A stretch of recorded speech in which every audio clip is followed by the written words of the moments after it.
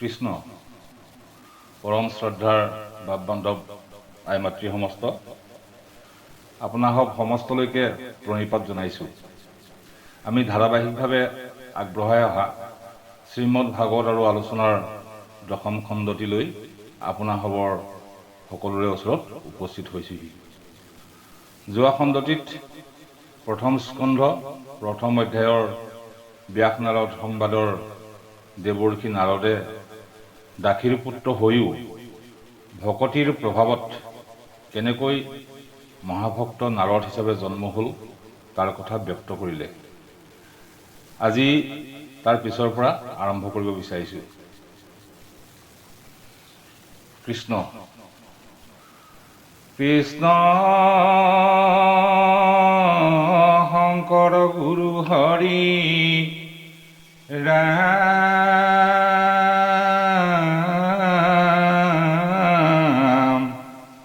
কৃষ্ণ শংকৰ গুৰু হৰি ৰাম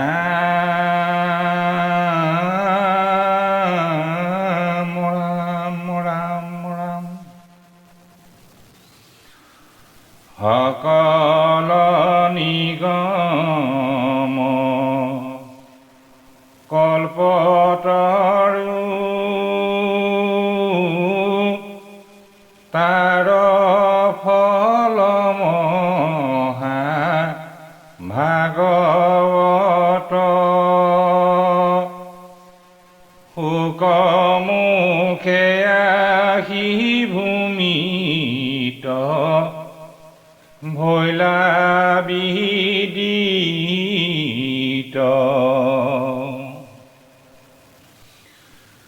ৰখত চতুৰ যিটো জন কৃষ্ণৰ চৰণে দিয়া মন পৰম সন্তোষে পিয়ুক ফলয় অমৃত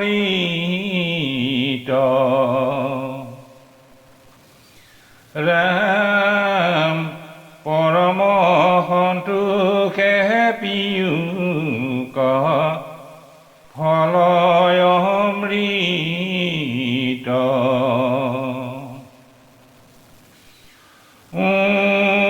নমো ভগৱতে বাসুদেৱায়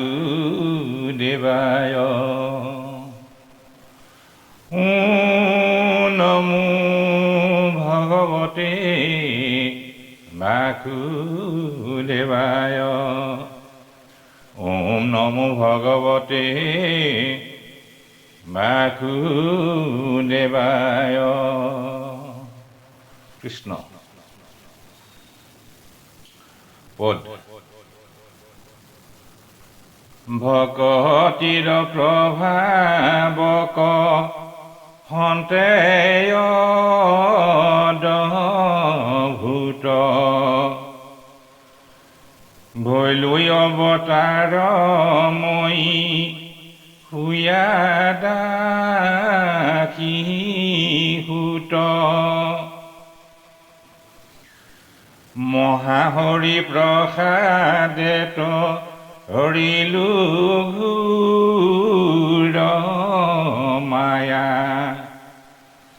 হেন জানি ব্যাস জগতকে কৰা দায়া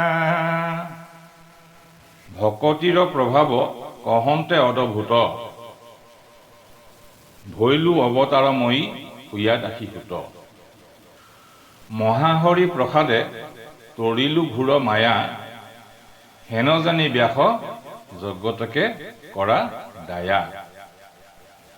হে ব্যাস চোৱাচোন ভকতিৰ প্ৰভাৱ কিমান অদ্ভুত। দাসীৰ পুত্ৰ হিচাপে জন্ম লৈও মই হৰি ভকতি কৰাৰ কাৰণে হৰিৰ আশীৰ্বাদ বা কৃপাত ঘোৰ মায়া সংসাৰৰ পৰা তৰিলো অৰ্থাৎ ঘোৰ মায়াৰ পৰা উদ্ধাৰ পালো। সেয়েহে হে ব্যাস হৰিনাম মানে কৃষ্ণৰ নাম গুণ জগতৰ মানুহৰ মাজত প্ৰচাৰ কৰি জগতক উদ্ধাৰ কৰা। নাৰদে ইয়াতে কৈছে, মহাহৰি প্ৰসাদে তৰিলো ঘোৰ মায়া। তৰিলো ঘোৰ মায়া মানে মানুহে জীৱনকালত সন্মুখীন হোৱা ভয়ংকৰ দুখ কষ্টৰ পৰা উদ্ধাৰ পোৱা কথা কৈছে। দুখ কষ্ট শাৰীৰিকভাৱে পোৱাটো কথাও কোৱা নাই, ইয়াত মানসিক কষ্টৰ কথা কৈছে। মানসিক কষ্টটোৱেই হৈছে মায়াৰে আবৃত বস্তু। মায়াক আকৌ কোনে সৃষ্টি কৰিছে? মায়াক মহাহৰিয়ে সৃষ্টি কৰিছে। গতিকে মায়াক সৃষ্টি কৰাজনক যদি ভকতিৰ দ্বাৰা সন্তুষ্ট কৰিব পাৰি, তেন্তে মায়াই একো কৰিব নোৱাৰে। গতিকে ভক্তিৰ দ্বাৰা আস্থা সহকাৰে ভগৱানৰ গুণনাম কীৰ্তন কৰি মহাহৰিক সন্তুষ্ট কৰিলে সংসাৰৰ ঘোৰ মায়াৰ পৰা তৰণ পোৱাটো উদাহৰণ নাৰদ নিজেই, আৰু লগতে ৰজা পৰীক্ষিত, গোকৰ্ণ তথা অম্বৰীশ ইত্যাদি। এই হৰিগুণ নাম কীৰ্তন কৰা শাস্ত্ৰনো কি? এই শাস্ত্ৰ হ'ল শ্ৰীমদ ভাগৱত। যি ব্যক্তিয়ে প্ৰতিদিনে ভাগৱত পাঠ কৰে, তেওঁ ভাগৱতৰ এক এক অক্ষৰ উচ্চাৰণৰ লগে লগে কপিলা গাভী দানৰ ফল লাভ হৈ থাকে। অৰ্থাৎ ভাগৱতৰ যি অক্ষৰ উচ্চাৰিত হ'ব, প্ৰতিবাৰ কিমান সংখ্যক কপিলা গাভী দানজনিত ফল লাভ হ'ব। আনহাতে প্ৰতিদিন ভাগৱতৰ শ্লোকৰ অৰ্ধভাগ অথবা শ্লোকৰ 4 পদৰ 1 পাদ যিয়ে পাঠ কিংবা শ্ৰৱণ কৰিব, তেওঁ 1000 গোদানৰ ফল লাভ কৰিব। আনফালে যি স্থানত ভগৱানৰ কথা আলোচিত হয়, প্ৰহ্লাদকে আদি কৰি সমস্ত বিষ্ণু পাৰিষদগণ তাত তৎকালীনভাৱে উপস্থিত হয়।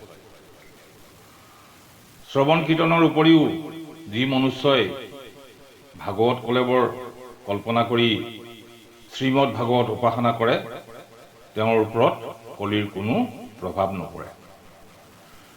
কলিযুগত যাৰ ঘৰত ভাগৱত শাস্ত্ৰ নাই, তেওঁ যমৰ পাশৰ পৰা কেতিয়াও মুক্ত হ'ব নোৱাৰে। ভাগৱত শাস্ত্ৰ নথকা গৃহৰ বাসিন্দাই বৈষ্ণৱৰ সংজ্ঞাও নাপায়। তাৰ পাছত নাৰদে আকৌ কৈছে, কৃষ্ণ গুণ নাম ধৰ্ম কৰিও বেকত, শ্ৰৱণ কীৰ্তনে তাৰুক জগত, এহি বুলি মুনি ভৈলা স্বৰ্গত প্ৰবেশ, ব্যাসু চিত্ৰ শান্ত ভৈলা পায়ায়ু উপদেশ।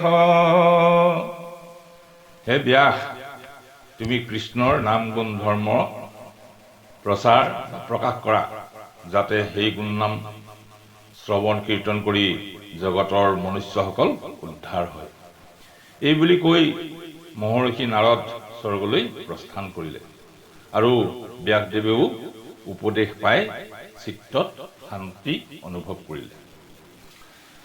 ৰাম কৃষ্ণৰ মূৰ্তিক পাছে কৰিল ধ্যান, হৃদয়তে কৃষ্ণ কদে শিলা বিদ্যমান, বাম পাখে মায়া দক্ষিণত ভক্তি মাও, দেখি ব্যাস ঋষিৰৰু মাংস ভৈল গাৱ।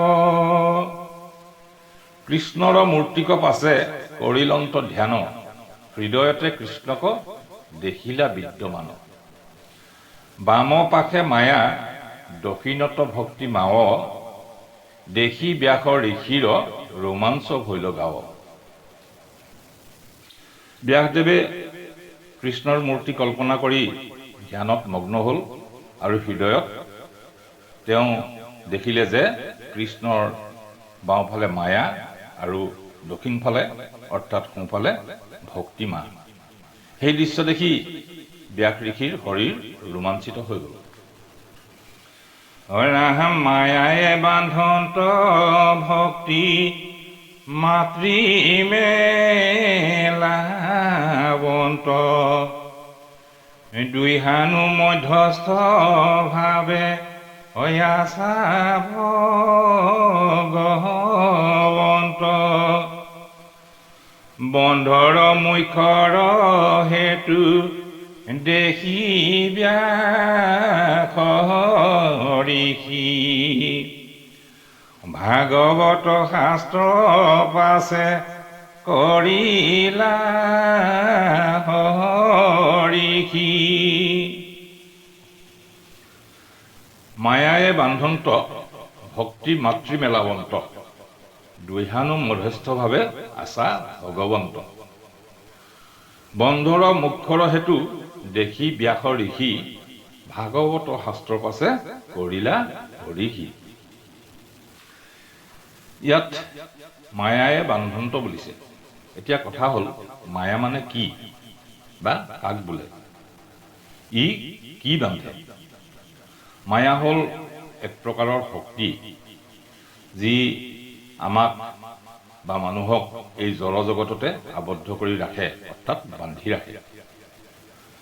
মায়া বুলিলেই কেৱল প্ৰকৃতিকেই নুবুজায়। মায়াৰ অনেক ৰূপ হ'ব পাৰে, যেনে ঘৰ বাৰী, গাড়ী, টকা পইচা ইত্যাদি আদি বহু ৰূপ হ'ব পাৰে। মায়া হ'ল মোহ। আপুনি যদি কোনো বিষয়বস্তুৰ প্ৰতি মোহিত হয় তেতিয়াহ'লে সেইটোৱে হ'ল মায়া। মায়া হ'ল ভগৱানৰে বহিৰংগা শক্তি, আৰু এই জগতখন ভগৱানৰ বহিৰংগা শক্তিৰ দ্বাৰাই পৰিচালিত হয়। মায়াৰ কাম হ'ল পৰীক্ষা কৰা। আপুনি ভগৱানৰ প্ৰতি কিমান ভক্তিপ্ৰাণ বা কিমান আস্থাৰে শৰণাপন্ন হৈছে তাকেই মায়াই পৰীক্ষা লয়। এই যে ধৰক ভাগৱত পাঠ অনুষ্ঠানত আপুনি ভগৱানৰ কথা একান্ত মনে শ্ৰৱণ কৰি আছে, তেনেতে কাষৰজনে আপোনাক বাহিৰৰ কিবা এটা কথা সুধিলে, আপুনি তেতিয়া ভাগৱত শ্ৰৱণ বাদ দি সেইজনৰ লগত অন্য কথাত ব্যস্ত হ'ল, অথবা ভাগৱত শ্ৰৱণ কৰি থাকোঁতে আপোনাৰ টোপনিয়েই গ'ল। কিন্তু আচল ভক্তজনে তেনে সময়ত কোনো কথাত মচগুল নহয় বা টোপনি নাযায়। সেইবিলাকে হ'ল মায়াই লোৱা পৰীক্ষা। মায়া হ'ল আপোনাৰ ছাঁটোৰ নিচিনা। আপুনি যিমানেই দৌৰি হ'লেও ধৰিব চেষ্টা কৰক, আপুনি তাক কেতিয়াও ধৰিব নোৱাৰে। শ্ৰীকৃষ্ণক সূৰ্যৰ লগত তুলনা কৰা হয় আৰু মায়াক অন্ধকাৰৰ লগত তুলনা কৰা হয়। সূৰ্যৰ পোহৰ প্ৰকাশ হ'লে যেনেকৈ সেই ঠাইত অন্ধকাৰ থাকিব নোৱাৰে, ঠিক তেনেকৈ কৃষ্ণৰ ভক্তিৰ পন্থা অৱলম্বন কৰিলে মায়াময় অন্ধকাৰ তৎক্ষণাৎ সেই ঠাইৰ পৰা দূৰ হয়। এতিয়া ভক্তি মানে কি? ভক্তি মানে হ'ল ঈশ্বৰৰ প্ৰতি একনিষ্ঠ প্ৰেমকে ভক্তি বোলে। ভক্তিয়ে জ্ঞান বৃদ্ধি কৰে, অৰ্থাৎ অজ্ঞানতা দূৰ কৰে, মায়াৰ বন্ধন মোকলাই দিয়ে। বাপ বান্ধৱ আই সমস্ত, এইখিনিতে এটা কথা মন কৰিবচোন। আমাৰ নামঘৰসমূহৰ মণিকূটত থকা আসনভাগীৰ স্থাপনৰ আৰ্হিটো, অৰ্থাৎ গুৰু আসন বা ভগৱানৰ স্থান, থপনাভাগী, বন্তিগছি আৰু ধূপ ধূনাৰ স্থানৰ আৰ্হিটো শংকৰ গুৰুজনাই এই পদকেইফাঁকিৰ পৰাই তুলি আনিছে। অৰ্থাৎ ঋষি ব্যাসদেৱে ধ্যানত দেখা ভগৱান, মায়া আৰু ভক্তিমাৰ স্থানৰ পৰা, যিটো পদকেইফাঁকিত স্পষ্ট ৰূপটো ধৰা দিছে। আকৌ শুনকচোন পদকেইফাঁকি। কৃষ্ণৰ মূৰ্তি পাছে কৰিল ধ্যান হৃদয়তে কৃষ্ণ কদে শিলা বিদ্যমান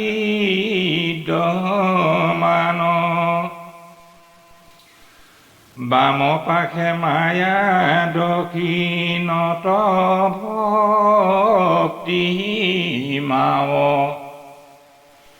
দেখি ব্যাসৰি শিৰৰু মাংস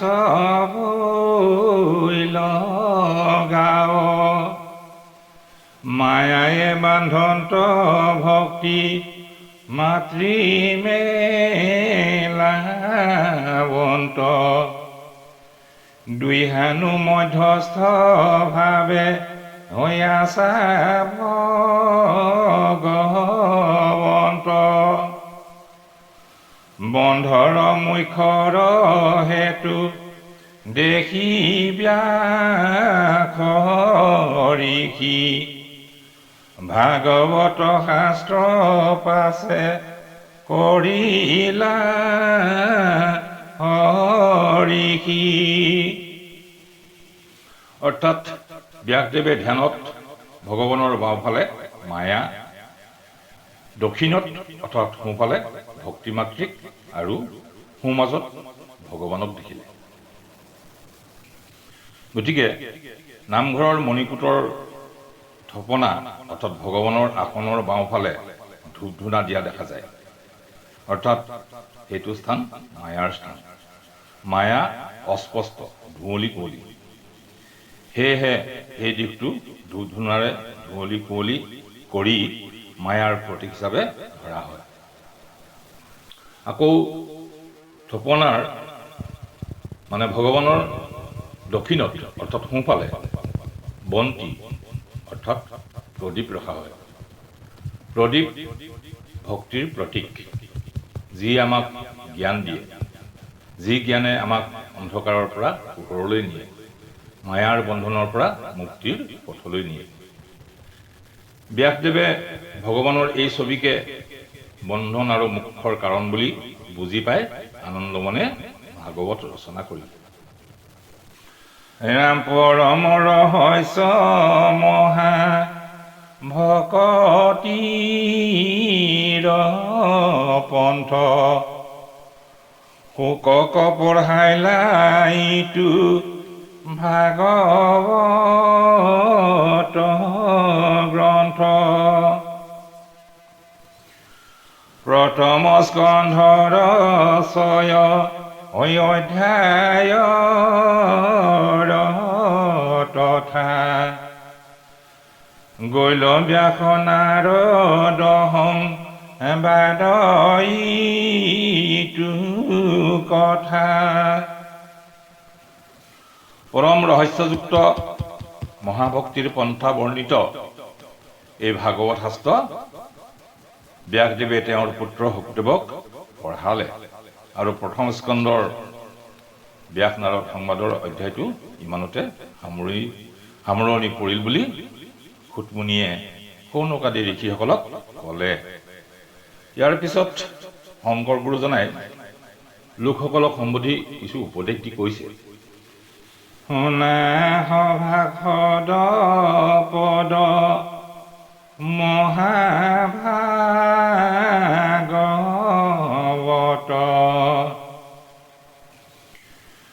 পুৰাণৰ সূৰ্যয়াৰ শুনিও মহত হৈয়ায়ে কহৰণ যি জনে শুনো ইয়াক পাৱৈ পৰম পদ সুখে নিস্তৰ মায়াক। গুৰুজনাই কৈছে, সেই সভাসদসকল মানে জগতৰ লোকসকল পুৰাণৰ সূৰ্যস্বৰূপ এই মহাভাগৱতৰ মহত্ব শুনা। যিজনে একশৰণ হৈ অৰ্থাৎ বেদান্তৰ তত্ত্বমতে পৰম পুৰুষ কৃষ্ণই একমাত্ৰ পৰমেশ্বৰ জ্ঞান কৰি তেওঁতেই একমাত্ৰ শৰণ লৈ যিজনে তেওঁৰ গুণানুকীৰ্তন শুনে তেওঁ ঈশ্বৰৰ পৰম পদ মানে ভগৱানৰ অচলা ভক্তি লাভ কৰি মায়াক নিস্তাৰ অৰ্থাৎ দূৰ কৰিব পাৰে। বৈকুণ্ঠৰ শাস্ত্ৰ আনি পৰম উৎসুকে সংসাৰিক কৃপা কৰি প্ৰচাৰিলা সুকে অজানিয়ে কচিতে নিতে শুনা কৃষ্ণ কথা অইহেন মনুষ্য জন্ম নকৰি বৃথা। এই বৈকুণ্ঠৰ শাস্ত্ৰভাগী পৰম উৎকণ্ঠিত হৈ শুকদেৱে কৃপা কৰি সংসাৰীসকলৰ মাজত প্ৰচাৰ কৰিলে। সেয়েহে এই মনুষ্য জন্ম বৃথা নকৰি সদায় একচিত্ৰে কৃষ্ণৰ কথা শুনা। বিজুলী চমক যেন জীৱন থিৰ কৈতকেতিখনে পৰে অইহেন শৰীৰ প্ৰাণবন্ধু কৃষ্ণৰ চৰণে দিয়া চিত্ত কৃষ্ণ গুণ নাম ইহে পৰলোক বিত্ত। বিজুলী চমকৰ নিচিনা এই জীৱন ক'ত কেতিয়া এই শৰীৰ বিনাশ হয় কোনো স্থিৰতা নাই। সেয়েহে প্ৰাণৰ বন্ধু কৃষ্ণৰ চৰণে চিত্ত দি কৃষ্ণ নাম শুনা। কৃষ্ণৰ গুণ নামহে পৰলোকৰ বৃত্ত অৰ্থাৎ পৰলোকৰ ধন সম্পত্তি। ইয়াত কৃষ্ণৰ গুণ নামহে পৰলোকৰ বৃত্ত বুলিছে। পৰলোক মানে এই লোক অৰ্থাৎ এই জীৱন শেষ হোৱাৰ পিছত অৰ্থাৎ পিছৰ জন্মত যি লোক পোৱা হ'ব তাৰ কথা কৈছে। জীৱই পৰলোকত পাপ পুণ্যৰ বিচাৰ হৈ সেইমতেহে আকৌ সুখ ভোগ কৰিব লাগে। পাপৰ ভাগ বেছি হ'লে নৰকত ভুঞ্জিব লাগে। তাৰ পাছত আকৌ মনুষ্য জন্ম পায় নে নাপায় তাৰো নিশ্চয়তা নাই। এই জন্মত ক্ষুদ্ৰ চিত্তে কৃষ্ণৰ গুণ নাম শ্ৰৱণ কীৰ্তন কৰিলে পুণ্য অৰ্জন হয়। পুণ্যৰ ভাগ বেছি হ'লে মানুহে পৰজন্মত নৰক যন্ত্ৰণাৰ পৰা ৰেহাই পায়। সেয়েহে ভগৱানৰ গুণানুকীৰ্তন শ্ৰৱণ কৰি অৰ্জন কৰা পুণ্যক পৰলোকৰ ধন সম্পত্তি অৰ্থাৎ বৃত্ত বুলি কৈছে। হে ৰাম জানি হৰি ভকতিত তেজিও লাখ অয়াৰ কি মনুষ্য হৈবা এৰাই তুয়াখ সত্ৰৰে গলত বান্ধা মাধৱৰ নাম কৃষ্ণৰ কিংকৰে কহে বোলা ৰাম ৰাম। জানি হৰি ভকতিত তেজিও আলাস আউৰ কি মনুষ্য হৈবা এৰাই তুয়াখ সত্ৰৰে গলত বান্ধা মাধৱৰ নাম কৃষ্ণৰ কিংকৰে কহে বোলা ৰাম ৰাম। সেই জানি হৰি ভকতি কৰাত এলাহ ত্যাগ কৰা। আকৌ যে মানুহৰ জীৱন পাবা সেইটোও আশা ত্যাগ এৰা।